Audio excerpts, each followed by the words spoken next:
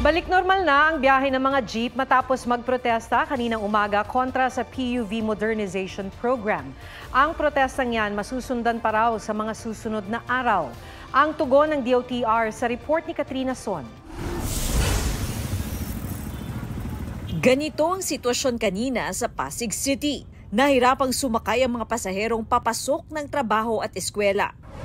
Hirap ding makasakay ang ilang pasahero sa Quezon City. Ngayon lang po to. Ulit na po nga eh. Update na lang mamaya. Nagbigay ng libreng sakay ang PNP at Quezon City LGU. Sa Maynila naman, sa tricycle na lang umasa ang mga pasahero. Ayon sa Manibela, 80,000 jeepney drivers at operators sa buong Pilipinas ang sumali sa protesta kanina. 30,000 raw dito ang nasa Metro Manila.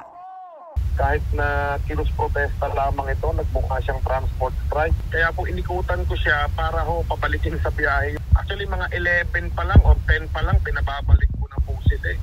Balik normal na ang biyahe ng mga jeep ngayong gabi. Marami ng tsuper ang pumasada gaya sa Muñoz sa Quezon City kaninang rush hour. Umaga wala kami biyahe.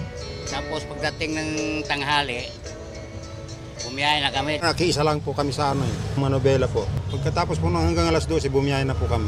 Ang hinihiling namin, mapag-aralan lang ang programa ng gobyerno, maayos yung mga problema ng mga naunang nag-co-op sa amin.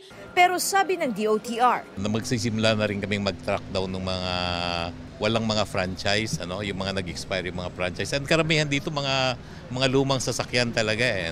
Katrina Son, nagbabalita para sa GMA Integrated News. Huwag magpahuli sa mga balitang dapat ninyong malaman. Mag-subscribe sa GMA Integrated News sa YouTube. Sa mga kapuso abroad, subaybayan nyo kami sa GMA Pinoy TV at sa www.gmanews.tv.